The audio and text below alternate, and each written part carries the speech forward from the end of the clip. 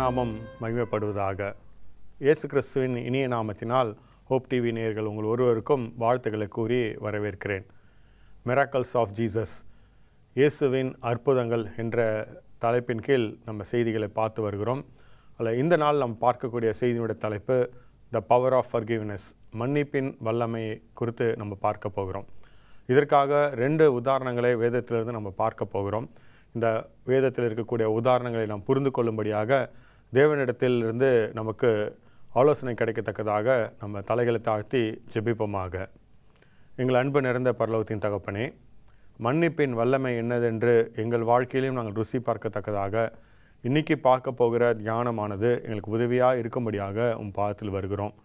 நீர் எங்களுக்கு அப்படிப்பட்ட அற்புதத்தை செய்ய வேண்டும் என்று கிறிஸ்து இயேசுவை ஜெபிக்கிறோம் பிதாவே, ஆமேன். இயேசு கிறிஸ்து இந்த பூமியில் இருந்த காலகட்டத்தில் தன்னிடத்தில் வந்தவர்கள் ஒருவரும் என்ன செய்யலைன்னா அவங்க நன்மை பெறாமல் திரும்பி போகலை. என்னிடத்தில் வருகிறவனை ஒருபோதும் நான் புறம்பே தள்ளுவதில்லை என்று இயேசு கிறிஸ்து சொன்னது நிஜமாகவே எல்லாரோட வாழ்க்கையிலையும் ஆயிற்று என்று பார்க்குறோம். சில நபர்கள் இயேசு கிறிஸ்துவை தேடி வந்தாங்க, சில நபர்கள் பார்த்திங்கன்னா இயேசு அவங்கள தேடி போனாங்க அப்படி என்பதை நம்ம பார்க்குறோம். இன்றைக்கி நம்ம மத்தேயு எழுதின சுவிசேஷம் 9ஆம் அதிகாரத்தில் இருந்து ஒரு சம்பவத்தை பார்க்க போகிறோம். ஒரு திமிர்வாதக்காரன், இந்த நபரால் நடக்க முடியல. இந்த நபர் உடைய வாழ்க்கை மிகுந்த மோசமான வாழ்க்கையாக இருந்தபடினால் அவனுக்கு என்ன செய்ய சொல்லி பார்த்திங்கன்னா இப்படிப்பட்ட ஒரு வியாதி வந்துருச்சு என்று பார்க்குறோம். ஆனால் இந்த மனுஷனுக்கு ஒரு நம்பிக்கை பிறக்குது. இயேசு கிறிஸ்துக்கிட்ட போனால் தனக்கு ஏதாவது ஒரு விடை கிடைக்கும் அப்படின்ற நம்பி இயேசு கிறிஸ்துக்கிட்ட தேடி வருகிறாப்புல. ஆனால் இயேசு கிறிஸ்துக்கிட்ட அவங்களை சுமந்துட்டு வந்த நண்பர்கள் அந்த இல்லத்துக்கு வந்தபோது அந்த இல்லத்தில் கூட்டம் நிறைஞ்சிருக்கிறனால உள்ளார போக முடியாத ஒரு சூழ்நிலை. இந்த மனிதனே ஒரு ஆலோசனை கொடுக்குறான். கூரையை பிரித்து என்னை இயேசு கிறிஸ்துக்கிற இடத்துல இறக்குங்க அப்படி என்று சொல்லப்பட்டான். அப்படி இறக்கணும் போது இயேசு கிறிஸ்து அந்த மனிதனை பார்த்த போது ஒரு காரியத்தை சொல்கிறாங்க. திடமனதராக இரு, உன் பாவம் உனக்கு மன்னிக்கப்பட்டது என்று சொல்கிறாங்க. என்ன அற்புதமான வார்த்தைகள்! இந்த மனுஷனுக்கு வேறு என்ன ஆறுதல் வேணும்? வேறு என்ன அதிகபட்சமான வேறு என்ன காரியம் தேவை? தான் பாவம் மன்னிக்கப்பட்டது என்ற ஒரு காரியமே அவனுக்கு போதுமானதாக இருந்துச்சு. ஆனால் இருந்தவர்கள் இயேசு கிறிஸ்து தேவதூஷணம் செய்கிறார் என்று பழிகளை சுமந்ததை பார்க்குறோம். நம்ம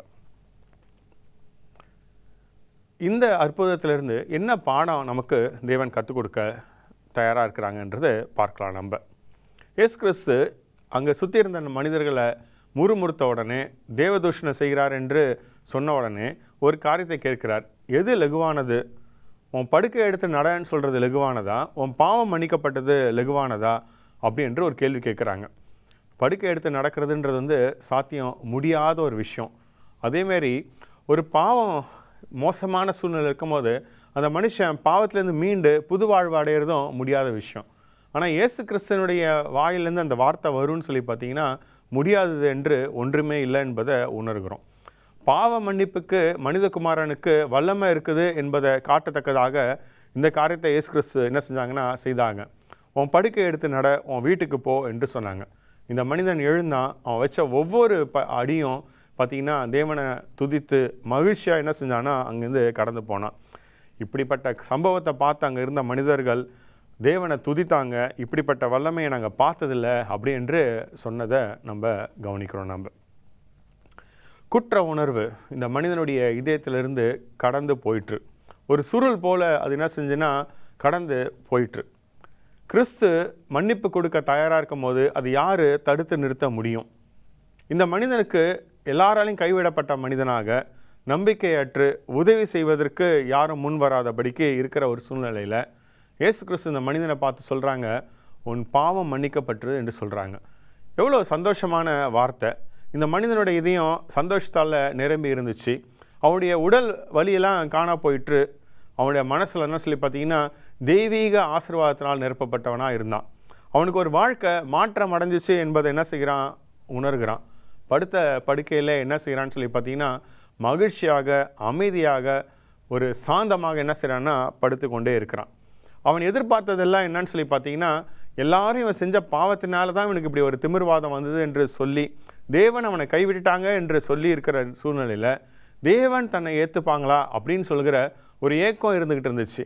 அவன் உடல் சரியாகணுமோ ஆகலையோ, அவன் எழுந்து நடக்கணுமோ நடக்கலையோ, ஆனால் பாவம் மன்னிக்கப்பட்டுச்சு, என்னை இயேசு கிறிஸ்து ஏற்றுக்கிட்டாங்கன்ற ஒரு செய்தி மட்டும் எனக்கு கேட்டால் போதும் என்று எண்ணி இந்த மனுஷனுக்கு இந்த நற்செய்தி அவன் காதில் என்ன செஞ்சிச்சுன்னா விழுந்தது என்று பார்க்குறோம். இயேசு கிறிஸ்து இந்த மனிதனுக்கு உடல் பலத்தை கொடுப்பதற்கு முன்னாடி மன பலத்தை கொடுக்கணும்னு ஆசைப்படுறாங்க. இந்த மனிதனுடைய உடல் நோயை சுகப்படுத்துறதுக்கு முன்னாடி மனநோயை சுகப்படுத்தணும் என்று ஆசைப்பட்டாங்க.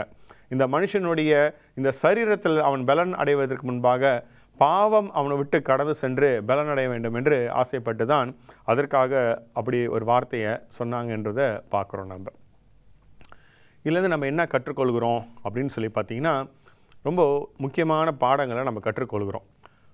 உன் படுக்கையை எடுத்து நட அப்படின்னு சொன்னும் போது அவன் தேவன் வார்த்தைக்கு கீழ்ப்படிஞ்சு எழுந்து நடந்தாப்புல. அங்கே இருந்த ஜனங்கள்லாம் என்ன செஞ்சாங்கன்னா, அவன் நடக்கிறத பார்த்து சந்தோஷத்துலேயும் அவனுக்கு வழி விட்டும் என்ன செய்கிறாங்கன்னா அப்படியே கீழே விழுகிறாங்க. இன்றைக்கி ஒரு மிகுந்த புதுமையான காரியத்தை பார்த்தோம் என்று என்ன செஞ்சாங்கன்னா அவங்க சொல்லிக்கிட்டு இருந்தாங்க. அவங்களால என்ன செஞ்சுக்க முடியலன்னு சொல்லி பார்த்தீங்கன்னா, எப்படி தான் பாவத்தை, ஒரு மனுஷனோட பாவத்தை இவர் மன்னிக்க முடியும் என்பதை அவங்களால புரிந்து கொள்ள முடியல. அவங்களுக்கு பார்த்தீங்கன்னா இந்த காரியம் வியப்பாக இருந்துகிட்ருக்குது. அநேகருக்கு இப்படிப்பட்ட ஒரு காரியம் தான் இருக்கிறது. எப்படி தேவன் பாவத்தை மன்னிப்பாங்க? ஒருவேளை அப்படியே பாவத்தை மன்னிக்கிறதுக்கு அவர் வாஞ்சியாக இருந்தாலும் கூட பாவமே செய்யாதபடிக்கு இருக்க முடியுமா அப்படின்னு ஒரு கேள்வி இருக்கிறது. இந்த கேள்விக்கு விடையாக தான் இந்த மனுஷனை இயேசு கிறிஸ்து எழுப்பின காரியம் இருக்கிறது. ஒருவேளை மனிதர்கள் புரிந்து கொள்வாங்க, ஜீசஸ் என்னை மன்னிச்சிருவாங்க, எனக்கு அப்படி நம்பிக்கை இருக்குது. ஆனால் நான் மன்னிப்பு வாங்கின நபராக பாவமே இனி செய்யாமல் இருக்க முடியுமா அப்படின்னு சொல்லி பார்த்தீங்கன்னா அதில் நம்பிக்கையே இல்லை, அது முடியாத காரியம் என்று சொல்கிறவங்க பார்க்குறோம். ஆனால் இந்த மனுஷனுக்கு என்ன நடந்துச்சு? அவனுக்கு பாவம் மன்னிக்கப்பட்டோட விளைவாக அவன் நடக்க ஆரம்பித்தான். அவன் மீண்டும் போய் படுக்கையில் இல்லை, அவன் தொடர்ந்து நடக்க ஆரம்பித்தான். இப்படி தான் தேவனோட மன்னிப்பு இருக்குது, அந்த வல்லமை இப்படி தான் இருக்குது என்பதை அடையாளம் காட்டும்படியாக தேவன் இந்த அற்புதத்தை செஞ்சுருக்கிறாங்க. நம்ம ஒரு காரியத்தை நினைவு கூறுவோம். இந்த அற்புதங்கள் எல்லாம் எழுதப்பட்டதுக்கான காரணம் என்ன அப்படின்னு சொல்லி பார்த்தீங்கன்னா, இயேசு கிறிஸ்து தேவனோட குமாரன் என்று நம்ம அறிந்து கொள்வதற்கும் அவர் மேல் நம்ம விசுவாசம் வைப்பதற்கு நிமித்தமாக நித்திய ஜீவனை பெற்றுக்கொள்வதற்குமாகவே இந்த அற்புதங்கள் அடையாளங்கள்லாம் எழுதப்பட்டிருக்குது. இதோ குறிப்பாக பாவ மன்னிப்புக்குரிய வல்லமை என்ன அப்படி என்பதை நம்ம புரிந்து கொள்ளத்தக்கதாக தான் இந்த அற்புதம் இருந்திருக்குது. இந்த திமிர்வாதக்காரனை குணப்படுத்தினது மூலமாக தேவனுக்கு பாவத்தை மன்னிக்கிற அதிகாரம் இருக்கிறது என்றும், இந்த பாவத்திலிருந்து மீட்டு எடுத்து ஒரு மனிதனை நடக்க வைக்க முடியும் என்பதற்காகவும் இந்த காரியம் என்ன செய்யுதுன்னா கொடுக்கப்பட்டிருக்குது. உன் படுக்கையை எடுத்து நட, உன் வீட்டுக்கு போ அப்படின்னு சொன்ன காரியம் என்னன்னா, உன் பாவம்லாம் மன்னிக்கப்பட்டுச்சு, புது வாழ்க்கையை ஆரம்பி என்று தேவன் சொன்னதுக்கு அடையாளமாக இருக்கிறது. இந்த வார்த்தையினுடைய வல்லமையை பாருங்கள். உன் படுக்கையை எடுத்து நட அப்படி என்று சொல்லும் போது அந்த நேரத்தில் அந்த வல்லமை இருந்துச்சு, தொடர்ந்து நடப்பதற்கும் அந்த வல்லமை இருந்துச்சு. அந்த வல்லமையானது என்னன்னு சொல்லி பார்த்தீங்கன்னா, வந்த வல்லமை எழுந்துக்கிறதுக்கு மட்டும் உதவியாக இல்லை, தொடர்ந்து நடப்பதற்கும் உதவியாக இருந்துச்சு. அந்த நடந்து செல்வதற்கான என்ன பார்த்தீங்கன்னா அது பெர்மனண்ட்டாக ஆயிடுச்சு, அது தொடர்ச்சியாக இருக்கிறதா மாறிடுச்சு. அப்படி தான் தேவன் நம்மளை பாவத்தை மன்னிக்கிறாங்கன்னா அதுதான் அர்த்தம் என்பதை நம்ம புரிந்து கொள்ள வேண்டும். இந்த மனிதனிடத்தில் ஒரு மாற்றம் ஏற்பட்டுச்சு, அந்த மாற்றம் நிரந்தரமாக இருந்துச்சு. பாவம் மன்னிக்கப்பட்ட மனுஷர்கள் ஒவ்வொருவருக்கும் அந்த மாற்றத்தை தேவன் அப்படி தான் நிரந்தரமாக கொடுக்குறாங்க. அதனால் பாவ மன்னிப்புடைய வல்லமையை நம்ம நிச்சயமாக புரிந்து கொள்ள வேண்டியது அவசியமாக இருக்கிறது. அநேகருடைய புரிந்து கொள்ளுதல் எப்படி இருக்குது என்று சொல்லி பார்த்தீங்கன்னா, பாவ மன்னிப்புன்றது தேவன் நம்ம மேலே வைத்திருக்கிற கருத்துக்களை மாற்றிக்கிறார் என்று நினைத்து கொள்கிறோம். அந்த மாற்றம் அந்த பாவம் மன்னிக்கப்பட்ட மனுஷனிடத்தில் வருவதல்ல, தேவனிடத்தில் வருகிறது என்று நினைக்கிறோம். தேவன் மனிதன் அல்ல, நம்ம மேலே கோச்சிக்கிறதுக்கோ நம்மளை என்ன செய்கிறான்னு சொல்லி பார்த்தீங்கன்னா, நம்ம மேலே என்ன சொல்லி பார்த்தீங்கன்னா அவர் கோபம் உண்டு பண்ணி நம்மளை தண்டிக்கிறதுக்கு இல்லை, நம்ம மேலே அவர் என்ன செய்யறனா வருத்தப்படுவதற்காக மட்டும் இல்லை. பாவம் செய்கிற ஒவ்வொரு செயலும் அவரை காயப்படுத்துது, அவரை என்ன செய்யுதுன்னா மனதை துக்கப்படுத்துது. ஆனால் அந்த பாவத்தின் செயல் நிமித்தமாக அவர் என் மேலே வைத்திருக்கிற அன்பை என்ன செய்யலைன்னா மாற்றவே இல்லை. அவர் என்னை நேசித்து கொண்டே இருக்கிறாரு, என்னை என்ன செய்கிறாருன்னா மீட்டு எடுக்கணும்னு ஆசைப்பட்டுட்டே இருக்கிறாரு. இப்படி மனுஷன் என்ன செய்கிறான்னா படுத்த படுக்கையாக ஆகிட்டு அவனோட பாவத்தினால அவன் எல்லாத்தையும் இழந்து இனி வாழ்க்கையை ருசி பார்க்க முடியாதபடிக்கு இருந்தாலும் கூட அவனை மீட்டு எடுக்கணும்னு ஆசைப்படுகிறார். மாற்றத்தை யார்கிட்ட கொடுக்கணும்னு ஆசைப்படுறாரு சொல்லி பார்த்தீங்கன்னா, அவர் மனதில் இல்லை, நம்ம மனதில் மாற்றத்தை கொடுக்கணும்னு ஆசைப்படுறார். அவர் நம்ம மேலே வச்சுருக்கிற எண்ணத்தை மாற்றிக்கிறதல்ல, நம்ம அவர் மேலே வச்சுக்கிற எண்ணத்தை மாற்றிக்கிறதுக்காக தான் என்ன செய்கிறாருன்னா இப்படிப்பட்ட அற்புதத்தை என்ன செய்கிறார். மனிதனை பழி வாங்குற மாதிரி நினச்சி கொண்டிருந்தார், இனி பழி வாங்க மாட்டார் அப்படின்ற எண்ணம் கிடையாது. மன்னிக்குது, பாவம் மன்னிக்கப்பட்டுச்சுன்னு அர்த்தத்துக்கு அப்படி அல்ல. இதோ தேவனுக்கு விரோதமாக பாவம் செய்து தேவனுக்கு துரோகியாக இருந்து தேவனை என்ன செய்கிறான்னு சொல்லி பார்த்தீங்கன்னா, தேவன் சொன்னமே வாழ முடியாது என்று பொய் சாட்சி கொடுத்துக்கிட்டு இருக்கிற அந்த மனுஷனுக்கு தேவன் என்ன செய்கிறாருன்னா, அப்படிலாம் இல்லை, தேவன் உன் மேலே இரக்கமாக இருக்கிறாரு, உன்னை என்ன செய்கிறாருன்னா பரலோகம் சேர்த்துவதற்கு வாஞ்சியாக இருக்கிறாரு, உன்னை புதிய சிருஷ்டியாக்க வாஞ்சியாக இருந்துட்டு இருக்கிறாரு, உன்னை என்ன செய்யணும் பாவம் செய்ய முடியாதபடிக்கு முற்றும்படியும் ரட்சிக்க வல்லவராக இருக்கிறார் என்று அந்த மனிதனுக்கு புரியும்படியாக தான் பாவ மன்னிப்பை கொடுக்குறார். இதோ மனுஷனுக்குடைய இதயம் கடினமாக இருக்குது, அதை மாற்றுகிறார். தேவனுடைய இதயம் பாவி மேலே கடினமாக இருந்து அந்த இதயத்தை மாற்றுகிறவராக இல்லை. இதை தான் இந்த அற்புதத்து வழியாக இல்லஸ்ட்ரேஷன் செயல்முறைப்படுத்தி காட்டினார். இயேசு கிறிஸ்துவோட வார்த்தைக்கு வல்லமை இருந்துச்சு, எழுந்து நடப்பதற்கு தொடர்ச்சியாக நடப்பதற்கும் வல்லமை இருந்துச்சு. அந்த வல்லமை அவனுக்குள்ளாரே அது என்ன பண்ணிச்சுன்னா இருந்துகிட்டு இருந்துச்சு.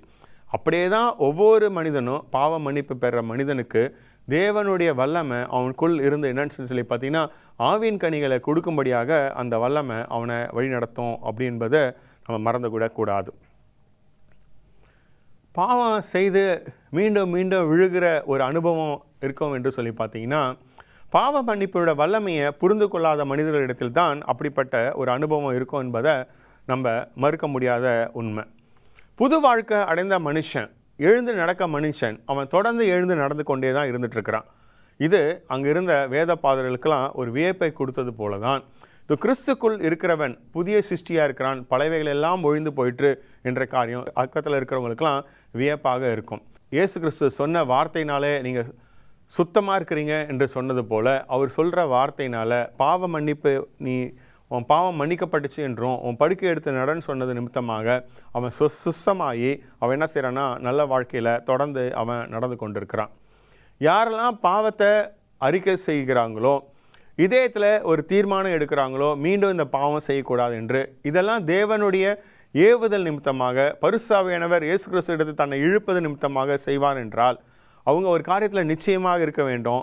தேவன் நிச்சயமாக அந்த பாவத்தை மன்னிப்பார் என்றும் புது வாழ்க்கையை கொடுக்கிறார் என்றும் பழையவைகளெல்லாம் ஒழிந்து போயிட்டு என்றும் புதிதான வாழ்க்கையை வெற்றி நடப்போட வேண்டும் என்பதற்காக தான் இருக்குது என்று உணர்ந்து தொடர்ந்து வெற்றி வாழ்க்கையை வாழ வேண்டியது அவசியமாக இருக்கிறது.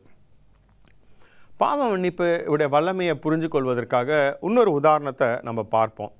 இது லூக்கா எழுதின சுவிசேஷம் 13ஆம் அதிகாரத்தில் 10ஆம் வசனங்களிலிருந்து இருக்கிறது. இயேசு கிறிஸ்து ஜெப ஆலயத்தில் ஒரு ஓய்வு நாளில் அவர் போதித்து கொண்டிருக்கும் போது அங்கே ஒரு பெண்மணியை பார்க்குறாங்க. அந்த பெண்மணி 18 வருஷமாக கூனியாக இருக்கிறாங்க. அந்த பெண்மணி தன்னை எந்த வகையிலையும் என்ன செய்ய முடியலன்னா மேலே நோக்கி பார்க்கவே முடியல. இப்போது இந்த பெண்மணியை இயேசு கிறிஸ்து பார்த்தவர் என்ன செய்கிறான்னு சொல்லி பார்த்தீங்கன்னா, அந்த கட்டிலிருந்து அவளை அவுத்து விட வேண்டும் என்று ஆசைப்பட்டு உடனே என்ன செய்கிறார் என்றால் அவர் மேலே கையை வைத்து என்ன செய்கிறான்னு சொல்லி பார்த்தீங்கன்னா தேவநாம மகிமைக்காக அந்த பெண்மணியுடைய கட்டை அவுத்து விட்டார் என்று நம்ம பார்க்குறோம். நம்ம எவ்வளோ மகிழ்ச்சியான ஒரு காரியம். யார் பாவம் செய்கிறாங்களோ பாவத்துக்கு அடிமையாக இருக்கிறாங்க என்று வேதம் சொல்கிறது. கட்டப்பட்டுட்டாங்க, அவங்களால விடுதலை வாங்கவே முடியாது, மேலே நோக்கி பார்க்கவே முடியாது, கூனி குறுகியே தான் இருந்துக்கிட்டே இருக்கணும். ஆனால் இந்த கட்டிலிருந்து அவுத்து விடுவதற்கு வல்லமை யார்கிட்ட இருக்குது அப்படின்ட்டு சொல்லி பார்த்தீங்கன்னா ஆண்டவராய் இயேசு கிறிஸ்துக்கிட்ட மட்டுமே இருக்குது என்பது என்ன சொல்லி பார்த்தீங்கன்னா இந்த அற்புதம் நமக்கு உதவியாக நமக்கு சொல்கிறது. இந்த பெண்மணிக்கு 2 பிரச்சனைகள் இருக்கிறத நம்ம கவனிக்கிறோம். ஒன்று என்ன அப்படி என்று சொல்லி பார்த்தீங்கன்னா, இந்த பெண்மணி சாத்தானால் கட்டப்பட்டவளாக இருக்கிறாங்க. இன்னொருத்தவங்களுக்கு இந்த பெண்மணிக்கு ஸ்பிரிட் ஆஃப் இன்ஃபர்மிட்டி, அதாவது பலனற்று ஒரு நபராக இருக்கிறாங்க அப்படின்று பார்க்குறோம். பாவம் செய்கிற ஒவ்வொருவருக்கும் இதான் சூழ்நிலை என்பதை நம்ம மறந்துவிடக்கூடாது. சத்துருவானவன் ஒருவனை ஆள்கொள்ளும் போது தான் அவன் பாவம் செய்கிறான், அவன் சத்துருவுடைய பிடியில் இருக்கிறான் என்பதை உணர்கிறோம். பாவத்தின் சம்பளம் மரணம். பாவம் செய்கிற யாருக்கும் பலன் என்ன செய்ய பார்த்தீங்கன்னா இருக்கவே இருக்காது. இவங்க சத்துருவனுடைய அடிமையாக இருக்கிறான். சத்துரு சொல்கிறத எல்லாத்தையும் இவங்க என்ன செஞ்சாகணும், செஞ்சே ஆகிட்டு இருக்கணும். பொய்க்கு பிதாவாக இருக்கிறவன் ஆகிய இந்த சத்துருவு இப்படிப்பட்ட காரியத்தை என்ன செய்கிறான், செய்து கொண்டிருக்கிறான். 1 யோவான் 3ஆம் அதிகாரம் 8ஆம் வசனம் சொல்கிறது, பாவம் செய்கிற எவனோ அவன் பிசாசாக இருக்கிறான் என்று நம்ம சொல்கிறது. சாத்தான் ஒரு பெரிய கட்டு, அது பாவம் என்ற கட்டினால் என்ன செய்கிறான்னா கட்டி வச்சிருக்கிறான். மனிதர்களை என்ன செய்கிறான்னு பண்ணால் கட்டி தன்னுடைய கையில் பிடித்து கொண்டு இருக்கிறான். இதிலேருந்து விடுதலை வர வேண்டும். தாவீது சொல்கிறார் அல்லவா, சங்கீதம் 40:12, அவர் மேலே நோக்கி பார்க்க வேண்டும்னு பார்க்குறாரு. ஆனால் திரளான பாவம் இருக்கிறனால மேலே பார்க்க முடியல. அந்த பாவம் தலைமுடியெல்லாம் காட்டிலும் அதிகமாக இருக்குது என்று உணர்ந்து கதறி அழுகிறார். இப்படி தான் அழுகிற ஒவ்வொரு மனுஷனுக்கும் தேவன் என்ன செய்கிறான்னு சொல்லி பார்த்தீங்கன்னா விடுதலை கொடுப்பதற்கு தயாராக இருக்கிறாங்க. இந்த பெண்மணி 18 வருஷம், 1-2 வருஷம் இல்லை, 18 வருஷமாக என்ன செய்ய முடியலன்னு சொல்லி பார்த்தீங்கன்னா மேலே நோக்கி பார்க்கவே முடியல. அவங்க பார்க்குற காரியங்கள் எல்லாம் கீழான காரியங்கள் மட்டுமே இருக்கிறது. பாவம் செய்கிற மனிதர்களுடைய வாழ்க்கை அப்படிதான். பரலோகத்திற்கு அடுத்த காரியங்களை பார்க்கவே முடியல. இந்த பூலோகத்துக்கு அடுத்த காரியங்களையே மட்டுமே பார்க்க முடியுது. அது மட்டும் இல்லாதபடிக்கு இந்த பெண்மணிக்கு இன்னொரு பிரச்சனை இருக்குது. ஒரு பலவீனம் இருக்கிறது. அவங்களால என்ன செய்ய முடியல, எதுவுமே செய்ய முடியல. இந்த கட்டிலேருந்து விடுதலை பெறவும் முடியல, வேறு எந்த காரியத்தையும் செய்ய முடியல. அவங்களுக்கு பலனே இல்லாமல் இருக்குது. கிறிஸ்து பலனாக இல்லை என்றால் யார் நமக்கு பலனாக இருக்க முடியும்? பலன் இல்லைன்னு சொல்லி பார்த்தீங்கன்னா எந்த காரியத்தையும் செய்ய முடியாது. எல்லாத்துலேயும் மனசோர்வு, உடல் சோர்வு, செய்வதற்கான ஒரு தூண்டுகோல் இல்லை, ஒரு அப்படியே ஒரு சோம்பலாக, ஒரு இன்ட்ரெஸ்டே இல்லாத ஒரு வாழ்க்கை இருந்து கொண்டு இருக்குது. ஆனால் இந்த பெண்மணியோட வாழ்க்கையை இயேசு கிறிஸ்து என்ன செஞ்சாங்கன்னு பார்த்தீங்கன்னா நொடி பொழுதில் மாற்றிட்டாங்க. இப்படி தான் பாவத்தை மன்னிக்கிற ஒவ்வொரு மனுஷனோட வாழ்க்கையும் என்ன செய்கிறாருன்னா தேவன் மாற்றி அமைக்கிறார் என்பதை நம்ம மறந்துவிடக்கூடாது. இந்த பெண்மணியால் நடக்க முடியாது. நடந்தாலும் என்னன்னு சொல்லி பார்த்தீங்கன்னா மேலே பார்த்து நடக்க முடியாது. இப்படியே தான் ஒவ்வொரு பாவியினுடைய அனுபவம் இருக்குது. அவனால் என்ன செய்ய முடியாதுன்னா பரலோகம் விரும்புகிற பாதையில் நடக்க முடியாது. அவன் கூனி குறுகி தான் என்ன செய்கிறான்னு சொல்லி பார்த்தீங்கன்னா நடந்து கொண்டிருக்கிறான் என்பதை நம்ம புரிந்து கொள்ள வேண்டும். எதற்காக இந்த அற்புதத்தை இயேசு கிறிஸ்து செய்தாங்க? நோய் மேலே தனக்கு அதிகாரம் இருக்குது என்று காட்டுவதற்கா, மனது உருக்கமாக இருக்கிறார் என்று காட்டுவதற்கா? இது ரெண்டும் உண்மைதான். இதோ யாரெல்லாம் வந்து கஷ்டப்படுறாங்களோ, யாரெல்லாம் வந்து என்னன்னு சொல்லி பார்த்தீங்கன்னா அந்த உலகத்தில் வேதனை இருக்கிறாங்களோ அவங்களுக்கெல்லாம் வந்து உதவி செய்வதற்காக வந்திருக்கிறார் என்பதை காட்டுவதற்கா? இதுவும் உண்மைதான். ஆனால் இதெல்லாம் தாண்டி ஒரு முக்கியமான காரியத்தை காட்டுகிறாங்க. திமிர்வாதக்காரனை அவன் படுக்கை எடுத்து நடன்னு சொன்ன போதும் கூணமாக இருக்கிற அந்த பெண்மணி நேராக நடப்பதற்கு வச்ச விஷயம் எதுக்கு நம்ம காட்டுகிறது? பாவத்துக்கு மேலேயும் இவருக்கு வல்லமை இருக்குது என்பதற்காகவும், பாவத்திலேருந்து நம்மளெல்லாம் விடுதலை கொடுப்பார் என்பதற்காகவும் இந்த காரியம் என்ன செய்ய பார்த்தீங்கன்னா காட்டப்பட்டிருக்குது. இதோ இவைகளெல்லாம் திஷ்டாங்களாக எழுதப்பட்டிருக்குது. கிறிஸ்து செய்த அற்புதத்தை ஒவ்வொருவரும் எழுதுவார்கள் என்றால் இந்த பூலோகத்தில் புத்தகங்கள் வைப்பதற்கு அளவுக்கு பூலோகம் போதுமான இடம் இல்லை என்று எழுதப்படலை அப்படின்றது சொன்னதை நம்ம பார்க்குறோம். யோவான் சுவிசேஷம் 20ஆம் அதிகாரம் 30-31 வசனங்களில். அப்படியே தேவன் என்ன செய்கிறான்னு சொல்லி பார்த்தீங்கன்னா பாவத்து மேலே தேவனுக்கு எவ்வளோ வல்லமை இருக்குது என்பதை காட்டத்தக்கதாக இருக்கிறாங்க என்பதை உணர வேண்டும். இந்த 2 அற்புதமும் ஒரு ஆப்ஜெக்ட் லெசன், ஒரு செயல்முறை விளக்க பாடத்தை நமக்கு கற்றுக் கொடுக்குது. இயேசு கிறிஸ்து ஒரு பாவியை எவ்வளவா நேசிக்கிறாங்க என்பதை காட்டுகிறதா இருக்கிறது. 38 வருஷமாக படுத்த படுக்கையில் இருக்கிற அந்த பெதாஸ்தா குளத்தண்டையில் இருக்கிற அந்த மனுஷங்கிட்ட போயிட்டு நீ விசுவாசிக்கிறியா, நான் உனக்கு நல்லது செய்யக்கூடும் என்று விசுவாசிக்கிறியா அப்படி என்று சொல்லி அவர் கேட்கல. சொசமாக விரும்புறியா என்று கேட்குறாங்க. அவன் சொல்கிறான், என்னை தூக்கி தண்ணியில் போடுறதுக்கு ஆள் கூட இல்லை என்று சொல்லி அவனுடைய இயலாமையை குறித்து அவன் பேசி கொண்டிருக்கிறான். ஜீசஸ் வந்து விசுவாசத்தை பரீட்சை அங்கே பார்க்கல, விசுவாசத்தை வெளியில் காட்டு என்று சொல்லலை. அவனை என்ன சொன்னாங்கன்னு சொல்லி பார்த்தீங்கன்னா அவன் பாவத்திலேருந்து விடுதலை பெற ஆசைப்படுறான் அப்படின்ற ஒரு காரியத்தை உணர்ந்தவராக உன் படுக்கை எடுத்து நடன்னு சொல்கிறாங்க. அப்படி தான் ஜீசஸ் வந்து பாவத்தை நம்மளையும் இடத்துலையும் மன்னிக்கிறாங்க. ஒருவேளை பாவத்தினால ஏற்பட்ட இந்த கசப்பு, இந்த அவமானம், இந்த தோல்வி, மனசோர்வு, ஒரு பின்னடைவு, தம்மளை பற்றி ஏற்படுகிற ஒரு தாழ்வு மனப்பான்மை, இதோ எல்லார் இடத்துலேருந்து கைவிடப்பட்டவங்களாக இருக்கிறபடியாக வாழ்க்கையே பிடிக்காதபடிக்கு இதோ எல்லாமே கசப்பாக இருக்கிற ஒரு அனுபவத்தை அனுபவித்து, ஆண்டவரே இந்த பாவத்திலேருந்து நான் விடுதலை வேணும் அப்படின்னு நான் நினச்சேன் அப்படின்னு சொல்லி பார்த்தீங்கன்னா ஜீசஸ் உடனே வராங்க. நமக்கு என்ன செய்கிறாங்கன்னு சொல்லி பார்த்தீங்கன்னா கிருபை மேலே கிருபையை கொடுக்குறாங்க. இதோ இந்த திமிர்வாதக்காரனை பார்த்து அவன் பாவம் மன்னிக்கப்பட்டுச்சு என்று சொன்னது போல் நம்மக்கிட்டையும் சொல்கிறாங்க. இந்த கூனி கட்டப்பட்டவளாக இருக்கிற அந்த கூனியை என்ன செய்கிறாங்கன்னா சாத்தானுடைய கட்டிலேருந்து என்ன செய்கிறாருன்னா அவுத்து விடுறாங்க. அப்படியே தேவன் இன்றைக்கி நம்மக்கிட்டையும் செஞ்சிட்ருக்கிறாங்க. நம்மளுடைய கஷ்டங்களிலிருந்து அவர் விடுதலை கொடுப்பது நிமித்தமாக நமக்கு ஒரு காரியத்தை சொல்லி கொடுக்குறாங்க. நித்திய கஷ்டமாக இருக்கக்கூடிய, நித்திய சாபமாக இருக்கக்கூடிய இந்த பாவத்திலேருந்தும் விடுதலை கொடுப்பாங்க அப்படின்றத நமக்கு காட்டுகிறாங்க. சாத்தான் எவ்வளோதான் வல்லமையாக செயல்பட்டு ஒரு மனிதனை கட்ட வச்சுருந்தாலும் கூட அந்த வல்லமை இயேசு கிறிஸ்து முன்பாக ஒன்றும் இல்லை என்பதை நிரூபிக்கத்தக்கதாக இப்படி காரியத்தை ஜீசஸ் செஞ்சுருக்கிறாங்க. இப்போது ஜீசஸ் நமக்காக என்ன செய்வாங்க? நம்மளோட பலவீனத்தை அவர் எடுத்துக்கிட்டு அவரோட பலனை நமக்கு கொடுக்குறார். நம்மக்கிட்ட இருக்கிற கந்தையாக இருக்கக்கூடிய அழுக்காக இருக்கக்கூடிய இந்த பாவத்தை எடுத்துக்கிட்டு அவர்கிட்ட இருக்கிற நீதியை என்ன செய்கிறாரு? நம்மக்கிட்ட கொடுக்குறாங்க. இதோ நமக்கு பாவத்தினுடைய சம்பளமான மரணம் இருக்குது, அதில் அவருக்கு பங்கே இல்லை. ஆனால் அந்த மரணத்தை அவர் எடுத்துக்கிட்டு நமக்கு அவரோட ஜீவனில் பங்கு பெறுவதற்கு எந்த தகுதியும் இல்லை, ஆனால் அந்த ஜீவனை அவர் கொடுக்குறார். ஒரு புது வாழ்க்கையை என்ன செய்கிறாரு? அவர் கொடுக்குறவராக இருக்கிறார். இன்றைக்கு நமக்காக ஒரு பிரதான ஆசாரியார் இருந்து பரிந்து பேசி கொண்டிருக்கிறார். சிறு பிள்ளைகளே, நீங்கள் பாவம் செய்யாதபடிக்கு இவைகளை எழுதுகிறேன். ஒருவேளை நீங்கள் பாவம் செய்வீர்கள் என்றால் நமக்காக பரிந்து பேசுவதற்கு பிதாவோட வலது பாசத்தில் ஒரு அட்வொகேட் இருக்கிறார் என்று 1 யோவான் 2:1 சொல்கிறது போல நமக்காக இயேசு கிறிஸ்து இன்னைக்கு பரிந்து பேசி கொண்டிருக்கிறார். நம்மளை மீட்டு எடுக்கணும்னு ஆசைப்படுகிறாங்க.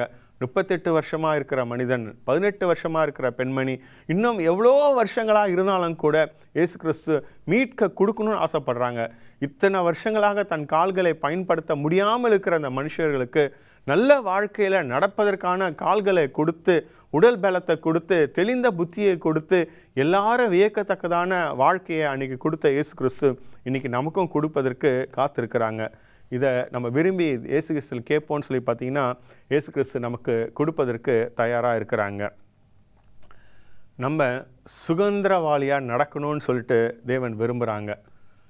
ஒரு பாவத்திலேருந்து விடுதலை பெற்ற வாழ்க்கையிலிருந்து நமக்கு ஒரு ஜீவன், மெய்யான ஜீவன் உள்ள வாழ்க்கை வாழணும்னு ஆசைப்படுறாங்க. நம்ம மாமிசத்தில் இருக்கிற பலவீனங்கள்லாம் நீக்கிட்டு பரிசாவினால் நமக்கு வல்லமையால் நிரப்பி நம்மளை வாழ வைக்க வேண்டும் என்று ஆசைப்படுறாங்க. அன்றைக்கி அந்த கூனியோட கட்டை அவுத்த தேவன் இன்றைக்கு நம்முடைய கட்டையும் அவுக்குவதற்கு தயாராக இருந்து கொண்டிருக்கிறாங்க. இந்த நொடி பொழுதில் அதை அவுப்பதற்கு தயாராக இருக்கிறாங்க. நம்ம இயேசு கிறிஸ்துக்கிட்ட போய், ஆண்டவரே எனக்கு விடுதலை கொடுங்க அப்படின்னு நம்ம கேட்போம் அப்படின்னு சொல்லி பார்த்தீங்கன்னா தேவன் அந்த காரியத்தை என்ன செய்கிறாங்கன்னா செய்கிறதுக்கு தயாராக இருந்துட்டு கொண்டிருக்கிறாங்க. இயேசு கிறிஸ்து சொன்ன வார்த்தையினால் இந்த காரியம் நடந்தது போல் இன்றைக்கு அவரோட வசனங்கள்னால் நம்மளை பரிசுத்தப்படுத்தி நம்மளை நல்ல வாழ்க்கையில் நடத்தி கொண்டு போய் கொண்டிருக்கிறாங்க. இயேசு கிறிஸ்துவோட ரத்தம் நம்ம பாவத்தை கழுவுது. அதே ரத்தம் என்ன செய்யுதுன்னு சொல்லி பார்த்தீங்கன்னா நம்மளை மீண்டும் பாவம் செய்யாதபடிக்கு நம்மளை மீட்பின் பாதையில் வழி நடத்துது என்பதை நம்ம புரிந்து கொள்ள வேண்டும். இயேசு கிறிஸ்து தன்னை முற்றிலும் கொடுத்தாங்க. எதுக்கு என்று சொல்லி பார்த்தீங்கன்னா நம்மளை முற்றிலும் பாவத்திலேருந்து ரட்சித்து நம்மளை வழி நடத்துவதற்காக. இந்த 2 அற்புதத்துலேருந்து படித்துக்கொண்ட பாடம் நம்முடைய வாழ்க்கையின் சொந்த அனுபவமாக மாறுவதற்கு தேவனிடத்தில் நம் மன்றாடுவோமாக. ஜெபிப்போம். எங்கள் அன்பு நிறைந்த பரலோகத்தின் தகப்பனே, பாவம் மன்னிக்கப்பட்டுச்சு என்று சொல்லி கட்டையை அவுக்க வேண்டும் என்று எடுத்து நீர் எடுத்த இந்த நல்ல தீர்மானம் இதோ இந்த 2 நபர்களுடைய வாழ்க்கையை மாற்றி அமைச்சது. அப்படியே இந்த உலக மக்களுடைய வாழ்க்கையை மாற்றி அமைக்க நீர் எடுத்த தீர்மானமாகிய இதோ மனிதனுக்காக மரிக்க வேண்டும் என்றும் எங்களுக்காக பரிந்து பேச வேண்டும் என்றும் மீண்டும் வந்து எங்களை கொண்டு போக வேண்டும் பரலோகத்துக்கு என்று எடுத்த தீர்மானத்தை நாங்கள் மதித்து எங்கள் வாழ்க்கையை பாதத்தில் ஒப்படைக்கிறோம். ஏற்றுக்கொள்ளுங்க. கிறிஸ்து இயேசுவை ஜெபிக்கிறோம் பிதாவே, ஆமேன். கர்த்தர் தாமே நம்ம ஒருவரையும் ஆசீர்வதிப்பாராக. மீண்டும் அடுத்த நிகழ்ச்சியில் சந்திக்கும் மட்டும் தேவன் நம்ம ஒருவரும் கூட இருப்பாராக. ஆமேன்.